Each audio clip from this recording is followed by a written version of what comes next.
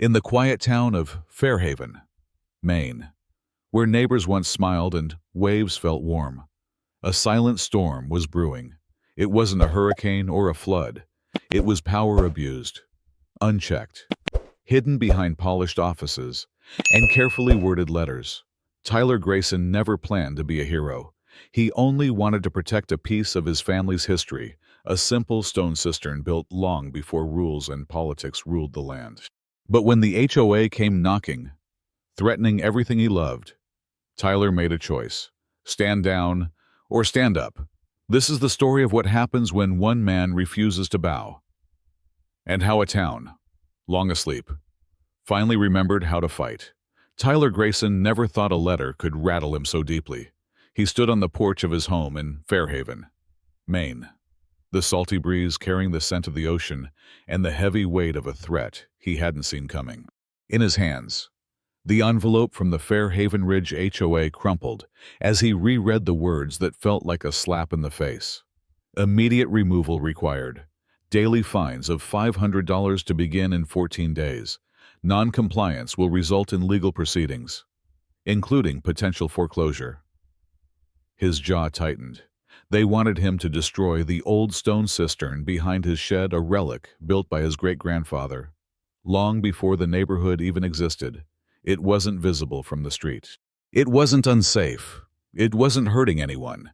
And yet, it had been declared an unauthorized structure. He knew how the HOA operated. He had watched good people in this town, proud homeowners, reduced to desperate whispers and hasty for sale signs.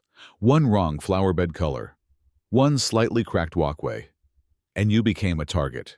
Now it was his turn. Inside, Tyler tossed the letter onto his kitchen table, the edges curling. His coffee sat untouched, cooling by the second. He paced, trying to calm the adrenaline roaring through his veins. The cistern wasn't just stone and mortar. It was part of his family, his history. He thought of the evenings he spent there as a boy, listening to his grandfather's stories about survival during the Great Depression, how they had relied on that cistern for water when others had nothing, and now they wanted to erase it. As if it meant nothing. Tyler knew the easy thing to do: comply. Demolish it, pay the fines, and hope the HOA turned its sights elsewhere. But something inside him, something stubborn and raw, refused. "This is my land," he muttered aloud, hands curling into fists. "This is my home." That afternoon, he drove to the HOA office, a gleaming, glass-walled building that looked more like a corporate fortress than a community center. The receptionist, young and polished, greeted him with a fake smile that barely hid her boredom. "I need to speak to Nolan Briggs," Tyler said, voice low but firm. She tapped something on her tablet. "Do you have an appointment?" "No," Tyler said, placing the crumpled letter on the desk. "But I have this." After a long wait, Nolan Briggs himself appeared, slim, immaculately dressed, eyes cold as granite, the kind of man who thrived on control. "Mr. Grayson," Nolan said, offering a smile that didn't touch his eyes. "I assume you're here to confirm compliance." Tyler felt his teeth grind. "I'm here to ask why you're threatening to steal my home over a cistern that's been here longer than any of us." Nolan's smile widened fractionally.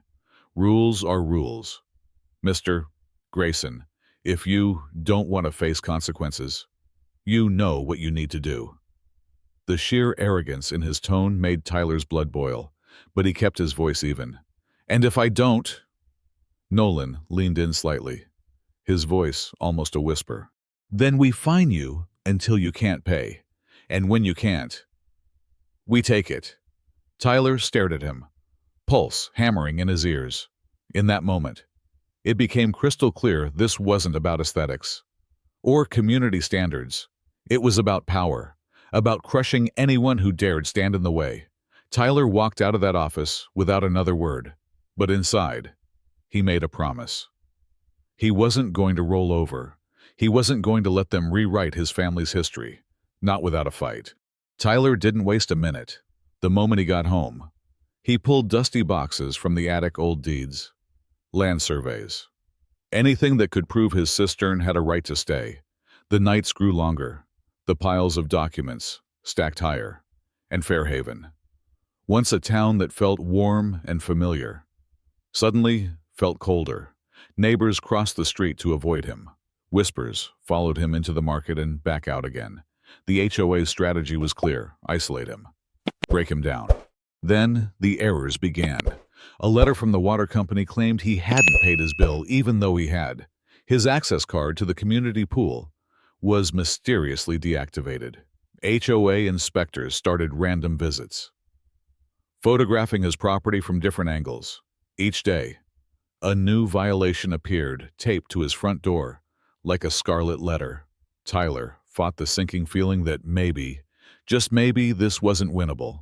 Maybe it would be easier to give up. But then he found it, buried deep in an old town registry. Inside a yellowing folder, barely hanging together, he spotted a line of handwritten text: structures erected prior to 1950 for agricultural or survival use shall be classified under historical protections. His hands trembled. He cross-checked the dates. The cistern was built in 1941. Hope flared small, but fierce. Still, he knew he'd need more than hope. He needed a fighter. That's when Eva Martinez walked into his life. Eva wasn't polished or political. She wore battered boots, a leather jacket, and spoke with the kind of fire that burned through bureaucracy. She'd grown up in Fairhaven, and the HOA had once fined her father into bankruptcy over an imaginary landscaping violation. She had scores to settle. "You're not just fighting for a cistern," Eva told him, flipping through the files at Tyler's kitchen table. "You're fighting for every person they've bullied out of this neighborhood." And together, they built a strategy. File a preservation claim backed by town ordinances. Challenge the HOA's authority using state property rights. Collect testimonies from other homeowners the HOA had wronged. But retaliation came fast. Anonymous calls reported Tyler's property for hazardous waste. A threatening note appeared on his windshield one night at the grocery store: "Give up before you lose everything." Meanwhile, Nolan Briggs tightened the noose, calling emergency HOA meetings, pushing fines higher, planting rumors that Tyler was putting the whole community at risk. Fairhaven was turning into a battlefield, invisible lines drawn between fear and defiance. One by one, though, people began to come forward, quietly, cautiously. An elderly man with a cracked driveway fine, a young couple fined for an unapproved playhouse, a widow charged thousands to repaint her shutters the wrong shade of blue. Each story was a spark, and Tyler realized the fire had started. The HOA thought they were isolating him, but all they had done was give him an army. The real battle was just beginning. The courtroom felt colder than the January air outside.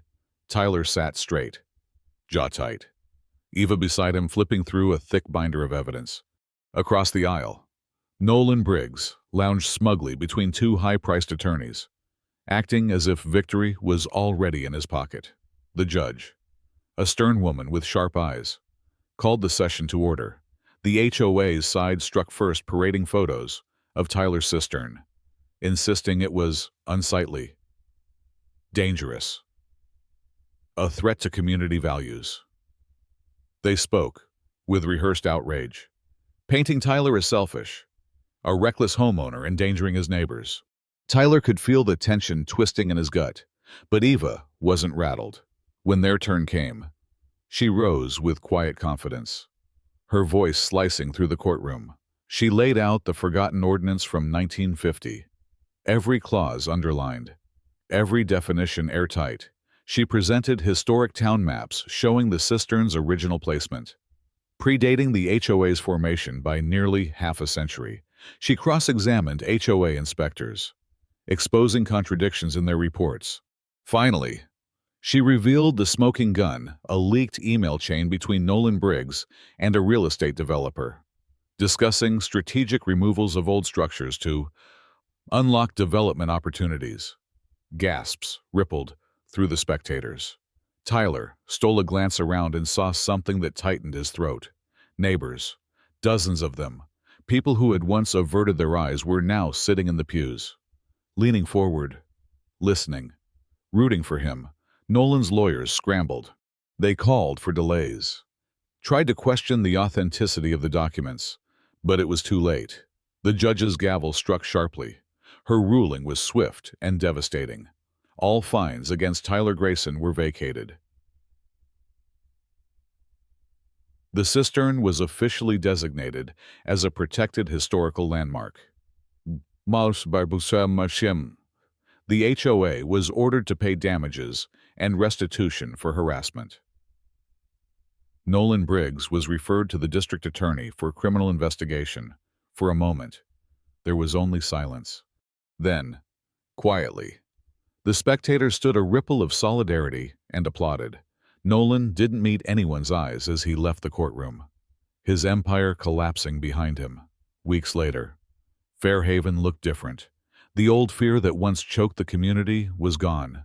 Homeowners gathered openly again, talking, laughing, organizing to elect a new, fair HOA leadership.